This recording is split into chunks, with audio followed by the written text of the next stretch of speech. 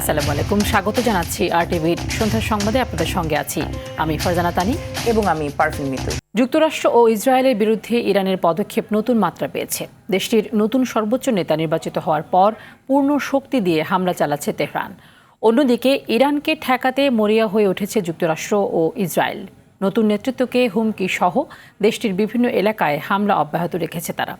পরিস্থিতি নিয়ন্ত্রণে আনতে মধ্যস্থতায় সৌদি আরব সফরে আছেন চীনের বিশেষ দূত ঝাই জুন। বিস্তারিত জানাচ্ছেন বিনিয়ামিন।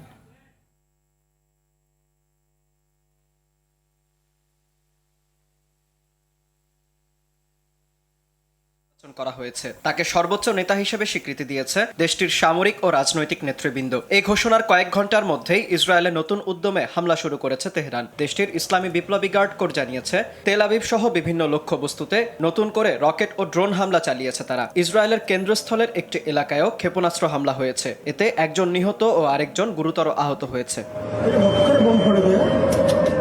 এদিকে বাহরাইনের প্রধান তেল শোধনাগারেও হামলা হয়েছে। হামলার পর তেল শোধনাগারটি থেকে ঘন ধোঁয়া উঠতে দেখা যায়। পরিস্থিতি নিয়ন্ত্রণের বাইরে বলে জানিয়েছে হামলার শিকার বাহরাইন পেট্রোলিয়াম কোম্পানি। তাই চুক্তি অনুযায়ী তেল সরবরাহে অপারগতা প্রকাশ করেছে প্রতিষ্ঠানটি। একই সময় ইরানের ড্রোন হামলায় বাহরাইনের রাজধানীর কাছে অন্তত 32 জন আহত হয়েছে। আহতদের মধ্যে নারী ও শিশু রয়েছে, তাদের মধ্যে 4 জনের অবস্থা গুরুতর। সৌদি আরবের প্রতিরক্ষা মন্ত্রণালয় জানিয়েছে, দেশটির অন্যতম বড় তেল ক্ষেত্রের দিকে এগিয়ে যাওয়া 4টি ড্রোন প্রতিহত ও ধ্বংস করা হয়েছে। একইভাবে একাধিক ড্রোন ও ক্ষেপণাস্ত্র হামলা প্রতিহতের দাবি করেছে কুয়েত ও কাতার প্রশাসন। এছাড়া সংযুক্ত আরব আমিরাতের আবুধাবিতে বড় ধরনের একাধিক বিস্ফোরণের শব্দ শোনা গেছে। অন্যদিকে লেবাননের দক্ষিণে ইসরায়েলি বিমান হামলায় 2 প্যারামেডিক নিহত হয়েছে, এতে আহত হয়েছে আরও 6 জন। ইসরায়েলের দাবি, বৈরুতের হিজবুল্লাহ স্থাপনা লক্ষ্য করে হামলা চালানো হয়েছে। তবে স্থানীয়রা বলছেন অ্যাম্বুলেন্স টিমকে লক্ষ্য করেই পরিকল্পিত হামলা চালিয়েছে ইসরায়েল। চলমান ইসরায়েলি আগ্রাসনে দেশটিতে 3 শতাধিক মানুষ প্রাণ হারিয়েছে। বিরূপ পরিস্থিতির কারণে নির্বাচনের তারিখ 2 বছর পিছিয়েছে লেবাননের সংসদ। এছাড়া তেহরান, ইস্পাহান ও দক্ষিণ ইরানের বিভিন্ন জায়গায় নতুন করে হামলার দাবি করেছে যুক্তরাষ্ট্র ও ইসরায়েলি বাহিনী। এর আগে মোজতবা খামেনির নিয়োগ নিয়ে অসন্তুষ্টি জানিয়েছিলেন মার্কিন প্রেসিডেন্ট ডোনাল্ড ট্রাম্প। ওয়াশিংটনের অনুমোদন ছাড়া মোজতবা ইরানের ক্ষমতায় টিকে থাকতে পারবে না বলেও হুমকি দিয়েছিলেন ট্রাম্প। ইরানের পরিবর্তিত রাজনৈতিক পরিস্থিতিতে যুদ্ধ কৌশল ও ভবিষ্যৎ নিয়ে আলোচনা চলছে যুক্তরাষ্ট্র ও ইসরায়েলের মধ্যে। যুদ্ধ শুরুর মতোই সমাপ্তি নিয়ে কোনো একক সিদ্ধান্ত নিতে পারছে না ওয়াশিংটন। মার্কিন প্রেসিডেন্ট ডোনাল্ড ট্রাম্প জানিয়েছেন, ইরানের সঙ্গে যুদ্ধ কখন শেষ হবে তা তিনি ইসরায়েলের প্রধানমন্ত্রী বেনিয়ামিন নেতানিয়াহুর সঙ্গে যৌথভাবে সিদ্ধান্ত নেবেন। উত্তপ্ত মধ্যপ্রাচ্যে শান্তি ফিরিয়ে আনতে মধ্যস্থতার জন্য সৌদি আরব সফর করছেন চীনের বিশেষ দূত ঝাইজুং। সৌদির পররাষ্ট্রমন্ত্রী ফয়সাল বিন ফারহান আল সৌদের সঙ্গে বৈঠক করেন তিনি। বৈঠকের পর ঝাইজুন বলেছেন, উপসাগরীয় দেশে শান্তি ও স্থিতিশীলতা বজায় রাখতে চেষ্টা চালাচ্ছে বেইজিং। বিনিয়ামিন, RTV।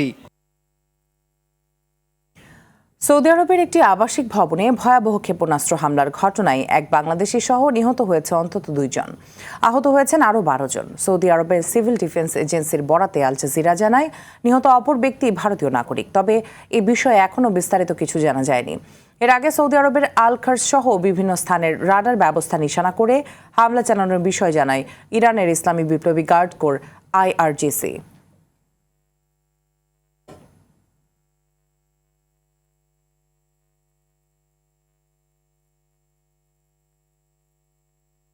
ফিরছি দেশের সংবাদে। মধ্যপ্রাচ্যে চলমান যুদ্ধ পরিস্থিতিতে বাংলাদেশের তেলের সংকট হতে পারে এমন আশঙ্কায় গেল কয়েকদিন হলো হুড়োহুড়ি চলছে তেলের পাম্পগুলোতে। প্রায় প্রতিটি পাম্পে দেখা যাচ্ছে ব্যক্তিগত গাড়ি ও মোটরসাইকেলের দীর্ঘ লাইন। যদিও সরকারের পক্ষ থেকে বলা হয়েছে দেশে কোনো তেলের সংকট নেই, তারপরেও সাধারণ মানুষের আশঙ্কা হতে পারে তেলের সংকট। ফলে তেলের পাম্পগুলোতে তেল নিতে চলছে হুড়োহুড়ি সামলাতে না পেরে অনেক পাম্প বন্ধ রেখেছেন মালিকরা। এমন পরিস্থিতিতে সরকার রেশনিং পদ্ধতি চালু করে একটি মোটরসাইকেল দিনে সর্বোচ্চ 2 লিটার, ব্যক্তিগত গাড়ি দিনে সর্বোচ্চ 10 লিটার জ্বালানি তেল নিতে পারবে। এছাড়াও জিপ এবং মাইক্রোবাস দিনে 20 থেকে 25 লিটার, পিকআপ ও লোকাল বাস দিনে 70 থেকে 80 লিটার ডিজেল নিতে পারবে। অন্যদিকে দূরপাল্লার বাস, ট্রাক, কাভার্ড ভ্যান বা কন্টেইনার ট্রাক দৈনিক 200 থেকে 220 লিটার পর্যন্ত জ্বালানি তেল সংগ্রহ করতে পারবে।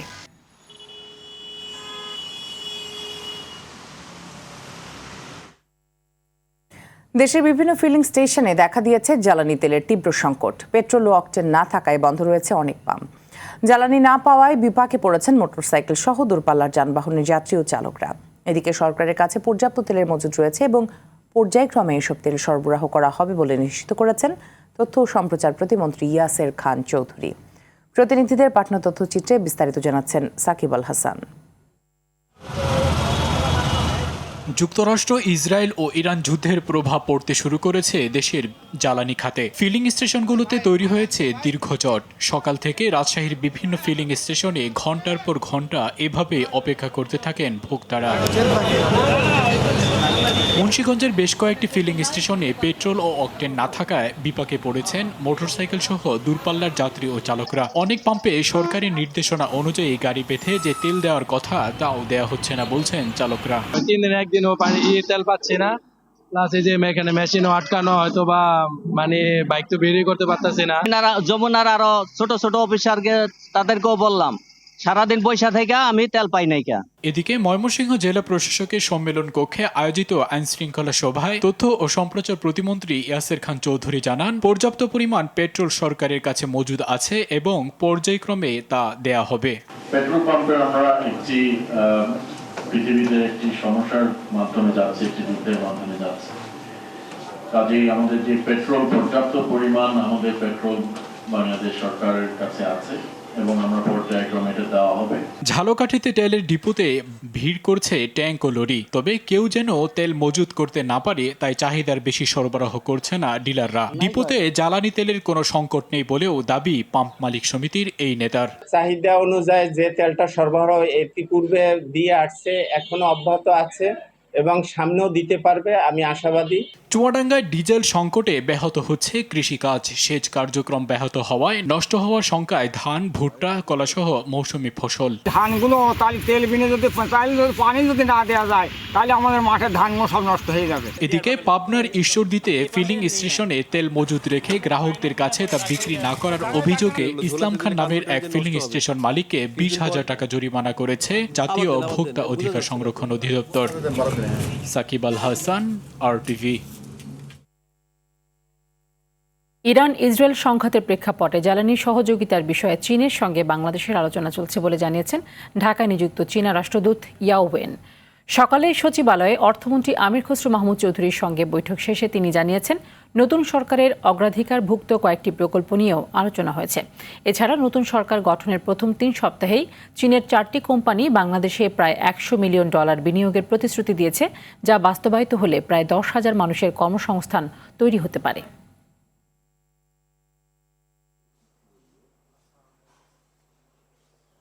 We all discuss. It is one of the priority cooperation between China and this new government, and we seek the support of new government. We wish it could be some tangible progress in the near future. We haven't come to that far, Bangladesh haven't requested this support from China, so we are according to the needs of Bangladesh to decide how to come out with our next movement. জ্বালানি gas বা ভোজ্য তেল কোনোটারই সংকট এই মুহূর্তে নেই বলে জানিয়েছেন বাণিজ্য মন্ত্রী খন্দকার আব্দুল মুক্তাদির। বিকেলে আমদানিকারক ও রিফাইনারি মালিকদের সঙ্গে বৈঠক শেষে তিনি এই কথা জানান। মন্ত্রী বলেন, বাজারে পর্যাপ্ত ভোজ্য তেল সরবরাহ আছে, অসাধু ব্যবসায়ীরা সুযোগ নিতে পারে। উল্লেখ করে আতঙ্কিত হয়ে বেশি বেশি ভোজ্য তেল কেনার প্রতিযোগিতা থেকে বিরত থাকার আহ্বান জানান বাণিজ্য মন্ত্রী। ভোক্তা অধিকারের মনিটরিং ও বাজার তদারকি চলছে, তা আরও জোরদার হবে। তেলের দাম বাড়বে না বলেও আশ্বস্ত করেন তিনি। কালকের আমার নিজের একটা অভিজ্ঞতা আমি আপনাদের সাথে শেয়ার করতে চাই।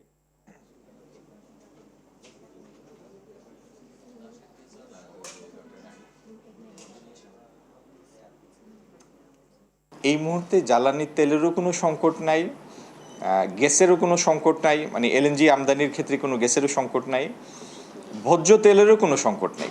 আতঙ্কিত হয়ে বেশি বেশি কেনার প্রতিযোগিতায় নামার কোনো দরকার নাই। আর প্রতিযোগিতা করলে অনেক সময় অসাধু, যার মানে মনোবৃত্তিটা সাধু না, সেরকম কোনো বিক্রেতা এটা সুযোগ নেওয়ার চেষ্টা করতে পারে। গ্যাস সরবরাহ না থাকায় অন্তত 23% বিদ্যুৎ উৎপাদন কমে গেছে। এর সাথে মধ্যপ্রাচ্যের যুদ্ধ পরিস্থিতি বিদ্যুৎ খাতে আরও শঙ্কা তৈরি হয়েছে বলে মন্তব্য করেছে বেসরকারি বিদ্যুৎ উৎপাদনকারী প্রতিষ্ঠানের মালিকদের সংগঠন বিপা। এই অবস্থায় সরকারের কাছে পাওনা টাকা পরিশোধের আহ্বান জানিয়েছে সংগঠনটি। আরও জানাচ্ছেন তৌহিদুর রহমান। দেশীয় গ্যাস ক্ষেত্রে উৎপাদন কমে যাওয়া, আমদানিকৃত এলএনজির সরবরাহে ঘাটতির কারণে অনেক বিদ্যুৎ কেন্দ্র, বিশেষ করে গ্যাস ভিত্তিক বেশিরভাগ বিদ্যুৎ কেন্দ্রের উৎপাদন বন্ধ রয়েছে বেশ কিছুদিন ধরে। এর সাথে চলমান মধ্যপ্রাচ্য যুদ্ধ পরিস্থিতি নতুন করে শঙ্কা জাগিয়েছে বলে মনে করেন বিদ্যুৎ উৎপাদনকারী প্রতিষ্ঠানের মালিকরা। যুদ্ধ স্বাভাবিক না হলে বিদ্যুৎ উৎপাদন খরচ বাড়বে বলেও জানান তারা।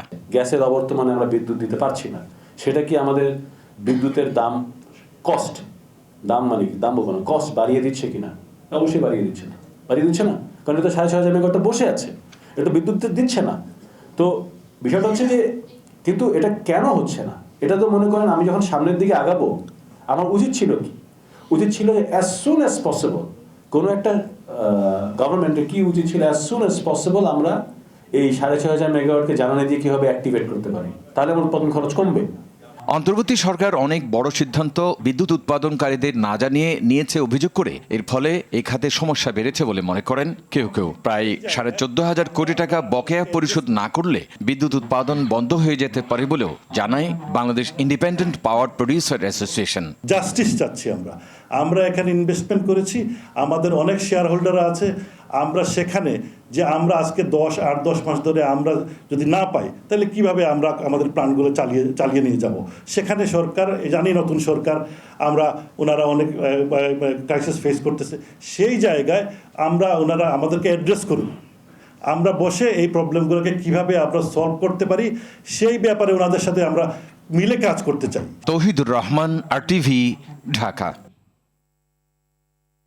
ফ্যামিলি কার্ডে কোনো রাজনৈতিক প্রভাব বা দলীয়করণের সুযোগ থাকবে না বলে জানালেন অর্থমন্ত্রী আমির খসরু মাহমুদ চৌধুরী। তিনি বলেন, এই কর্মসূচি সম্পূর্ণ স্বচ্ছতার সঙ্গে করা হবে। আর সমাজ কল্যাণ মন্ত্রী বলেন, প্রতিটি ফ্যামিলি কার্ডের আওতায় একটি পরিবারের সর্বোচ্চ 5 জন সদস্য সুবিধা পাবেন। সাদিয়া কানিসকে সাথে নিয়ে আরও জানাচ্ছেন বিপুল দেবরায়। বিশ্বব্যাংকের তথ্য অনুযায়ী দেশের 21% মানুষ এখনও দারিদ্র্যসীমার নিচে বসবাস করছে এবং অর্থনীতির জাতাকলে মূল্যস্ফীতির ঊর্ধ্বগতিতে এ হার প্রতিনিয়ত বাড়ছে। এই অবস্থায় নির্বাচনী ইস্তাহারে বিএনপি নারীর ক্ষমতায়ন, অর্থনৈতিক স্বাধীনতা ও সামাজিক ন্যায় বিচার নিশ্চিতের লক্ষ্যে সবচেয়ে বেশি গুরুত্ব দিয়েছে ফ্যামিলি কার্ড বাস্তবায়নে। কর্মসূচির পাইলট পর্যায়ে দেশের বিভিন্ন এলাকার 37,567 নারী প্রধান পরিবারকে ভাতার আওতায় আনার জন্য চূড়ান্তভাবে নির্বাচন করা হয়েছে। এইসব পরিবার মার্চ মাসের ভাতা ঈদের আগেই হাতে পাবে। গ্রামের পরিবারকে আমরা সহযোগিতা দিতে চাই। সোমবার রাজধানীর সচিবালয়ে অর্থ বিভাগের সম্মেলন কক্ষে ফ্যামিলি কার্ড বিতরণ ও বাস্তবায়ন কার্যক্রমের উদ্বোধন উপলক্ষে এক সংবাদ সম্মেলনে সমাজ কল্যাণ মন্ত্রী AZM জাহিদ হোসেন জানান, একটি পরিবারের সর্বোচ্চ 5 জন সদস্য সুবিধা পাবেন 2,500 টাকা করে। একটি পরিবারে 5 জন সদস্য যদি থাকেন তাহলে ওনারা একটি ফ্যামিলি কার্ড পাবে। তবে যৌথ বা একান্নবর্তী পরিবারগুলোর সদস্য 5-এর অধিক হলে আনুপাতিক হারে একাধিক কার্ড প্রদান করার বিষয়টিও বিবেচনা করা হবে। ফ্যামিলি কার্ড কর্মসূচির আওতায় যোগ্য উপকারভোগীগণ পাইলটিং পর্যায়ে মাসিক 2,500 টাকা হারে ভাতাপ্রাপ্ত হবেন। পরবর্তীতে সমমূল্যের খাদ্যপণ্য সহায়তা করা যেতে পারে।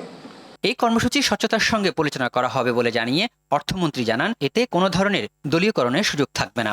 পুরো বিষয়টা হচ্ছে নির্দলীয়ভাবে, এটা চিন্তা করা হয়েছে নির্দলীয়ভাবে এবং এটার প্রকল্প তৈরি করা হয়েছে নির্দলীয়ভাবে, স্বচ্ছতার সাথে। বাস্তবায়নও আমরা করতে যাচ্ছি একেবারে স্বচ্ছতার সাথে, সকল নাগরিকের জন্য, কোনো দলের প্রশ্ন আসছে না। ফ্যামিলি কার্ড কর্মসূচি বাস্তবায়নের জন্য আগামী জুন 2026 পর্যন্ত মোট 38 কোটি 7 লাখ টাকা বরাদ্দ রাখা হয়েছে। এর মধ্যে প্রায় 25 কোটি 15 লাখ টাকা সরাসরি উপকারভোগীদের নগদ সহায়তা হিসেবে দেওয়া হবে। বিপুল দেবরাই, RTV, ঢাকা। ওসমান হাদির হত্যায় অভিযুক্তদের দেশে ফিরিয়ে আনতে পদক্ষেপ নেওয়া হয়েছে বলে জানিয়েছেন স্বরাষ্ট্রমন্ত্রী সালাউদ্দিন আহমদ। বলেন, আইন নিজের হাতে তুলে নেওয়ার প্রবণতা বরদাস্ত করা হবে না। সোমবার দুপুরে কক্সবাজার জেলা প্রশাসকের সম্মেলন কক্ষে এক মতবিনিময় সভায় তিনি কথা বলেন। এদিকে পররাষ্ট্র প্রতিমন্ত্রী শামা ওবায়েদ জানিয়েছেন, ভারতে গ্রেফতার হওয়া ওসমান হাদি হত্যা মামলার আসামিদের জিজ্ঞাসাবাদের জন্য কনসুলার অ্যাক্সেস চেয়েছে ঢাকা। আরও জানাচ্ছেন হাসান মাহমুদ। সোমবার দুপুরে কক্সবাজার জেলা প্রশাসকের সম্মেলন কক্ষে জেলা আইন শৃঙ্খলা কমিটি ও কর্মকর্তাদের সঙ্গে মত বিনিময় সভায় কথা বলেন স্বরাষ্ট্রমন্ত্রী সালাউদ্দিন আহমদ। এবং কোনো অবৈধ স্থাপনা না থাকে। এ সময় তিনি বলেন, দেশে মব কালচার বা দলবদ্ধ সহিংসতার প্রবণতা কঠোরভাবে নিয়ন্ত্রণ করা হবে। বাংলাদেশ থেকে মব সংস্কৃতিকে নির্মূল করা হবে। সারা বাংলাদেশে যাতে জনপ্রত্যাশা অনুযায়ী সুশাসন বজায় রাখতে পারে সেই জন্য আমাদের কর্মকাণ্ড চালু থাকবে। ইতিমধ্যে স্বরাষ্ট্র মন্ত্রণালয়ের পক্ষ থেকে পদক্ষেপ নেওয়া হয়েছে। পররাষ্ট্র মন্ত্রণালয়কে আমরা অনুরোধ করেছি তারা এটা যেটা extradition treaty in between two countries আছে সেই মতে তাদেরকে আমাদেরকে ফেরত দিবেন বলে আমরা আশা করছি এবং আমরা ফেরত আনার জন্য যথেষ্ট জোর প্রচেষ্টা চালাবো। অন্যদিকে বিকেলে পররাষ্ট্র মন্ত্রণালয়ে সাংবাদিকদের এক প্রশ্নের জবাবে পররাষ্ট্র প্রতিমন্ত্রী শামা ওবায়েদ বলেন, কনসুলার অ্যাক্সেস পেলে কলকাতায় তদন্ত কর্মকর্তা পাঠাবে বাংলাদেশ। বন্দি প্রত্যার্পণ চুক্তির আওতায় আসামিদের দেশে ফিরিয়ে আনার চেষ্টা করা হবে বলেও জানান তিনি। আমরা ভারতের কাছে কনসুলার অ্যাক্সেস চেয়েছি, তা পাওয়া মাত্রই আমরা সামনের দিকে এগোতে পারবো। অবশ্যই ভারতের সাথে আমাদের বন্দি বিনিময় চুক্তি আছে। যদি এই আসামিরা শনাক্ত হয়, হাদি হত্যাকাণ্ডের বিচার আমরা সকলেই চাই। আমাদের কূটনীতির মাধ্যমে ভারতের সরকারের সাথে আমরা যোগাযোগ করব এবং যাতে এই বন্দিরা বন্দি বিনিময় চুক্তির মাধ্যমে ফেরত আসতে পারে বা সেই ব্যবস্থা আমরা অবশ্যই করব। তিনি বলেন, হাদি হত্যার আসামিদের গ্রেপ্তারের বিষয়ে ঢাকাকে এখনো কিছু জানায়নি ভারত। না, কলকাতার পক্ষ থেকে এখনো কোনো উত্তর আমরা পাইনি, আমরা সেটার জন্য অপেক্ষা করছি। হাসান মাহমুদ, RTV, ঢাকা।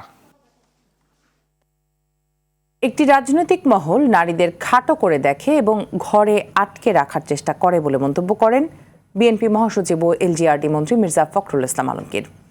তিনি বলেন, অর্ধেক জনগোষ্ঠীকে পেছনে রেখে সামনে এগিয়ে যাওয়া সম্ভব নয়। আর সমাজ কল্যাণ মন্ত্রী ডক্টর জাহিদ বলেন, বিএনপি নারীর ক্ষমতায়নে বিশ্বাসী। আলাদা অনুষ্ঠানে তারা এসব কথা বলেন। রুদ্র রফিকের রিপোর্ট। আন্তর্জাতিক নারী দিবস উপলক্ষে রাজধানীর আগারগাঁওয়ে স্থানীয় সরকার প্রকৌশল অধিদপ্তরে শ্রেষ্ঠ আত্মনির্ভরশীল নারীদের সম্মাননা প্রদান করা হয়। বিএনপি মহাসচিব ও LGRD মন্ত্রী মির্জা ফখরুল ইসলাম আলমগীর নারীদের হাতে এই সম্মাননা তুলে দেন। এ সময় মির্জা ফখরুল অভিযোগ করেন, একটি গোষ্ঠী প্রতিনিয়ত নারীদের পেছনে ফেলে রাখার চেষ্টা করছে। আনফরচুনেটলি, দুঃখজনকভাবে যে আমাদের কিছু কিছু মানুষ, কিছু কিছু রাজনৈতিক মহল তারা নারীদেরকে খাটো করে দেখার চেষ্টা করে, তাদেরকে কিছুটা হলেও ঘরে আটকে রাখার চেষ্টা করে। দেশের অর্ধেক জনসংখ্যাকে পেছনে রেখে আমাদের পক্ষে এগিয়ে যাওয়া সম্ভব না। অন্যদিকে রাজধানীর শিল্পকলা একাডেমিতে নারী দিবস উপলক্ষে আলোচনা সভা ও সম্মাননা প্রদান অনুষ্ঠানের আয়োজন করে জাসাস। এ সময় সমাজ কল্যাণ, মহিলা ও শিশু বিষয়ক মন্ত্রী ডক্টর AJM জাহিদ হোসেন বলেন, বিএনপি একমাত্র দল যারা নারীর ক্ষমতায়নে সবসময় কাজ করেছে। এই দেশে ভালো ভালো যত জিনিস আছে প্রত্যেকটার পিছনেই হয় শহীদ জিয়াউর রহমান অথবা বেগম খালেদা জিয়া আর বাংলাদেশ জাতীয়তাবাদী দল। পরে সমাজের বিভিন্ন ক্ষেত্রে অবদান রাখায় নারীদের মাঝে সম্মাননা তুলে দেন অতিথিরা। রুদ্র রফিক, RTV, ঢাকা। সরকার সুশৃঙ্খল জাকাত সংগ্রহ ও বন্টনের উদ্যোগ নিচ্ছে বলে জানিয়েছেন ধর্মমন্ত্রী শাহ মোয়াজ্জেম কায়কোবাদ। তিনি বলেন, জাকাত ব্যবস্থাপনা নিয়ে 5 থেকে 7 সদস্যের একটি কমিটি গঠনের নির্দেশ দিয়েছেন প্রধানমন্ত্রী। প্রধানমন্ত্রীর সঙ্গে জাকাত ব্যবস্থাপনা নিয়ে এক বৈঠক শেষে তিনি এসব কথা বলেন। এ সময় আহসান সুন্নাহ ফাউন্ডেশনের চেয়ারম্যান আহমদুল্লাহ বলেন, ওআইসিভুক্ত দেশগুলো থেকে বছরে প্রায় 45 লাখ কোটি টাকার জাকাত সংগ্রহ হয়। এসব দেশ থেকে জাকাত সংগ্রহের উদ্যোগ নিলে দারিদ্র্য বিমোচন হবে।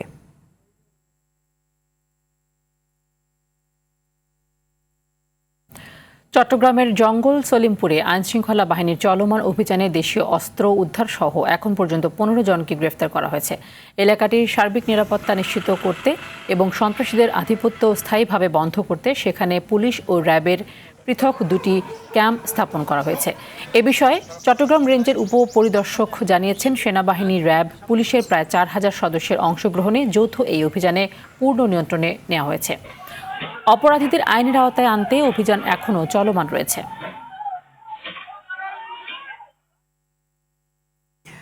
আওয়ামী শাসনামলে শতাধিক মানুষকে গুম খুনের মামলায় সাবেক সেনা কর্মকর্তা জিয়াউল আহসানের বিরুদ্ধে দ্বিতীয় সাক্ষ্য গ্রহণ হবে 29 মার্চ।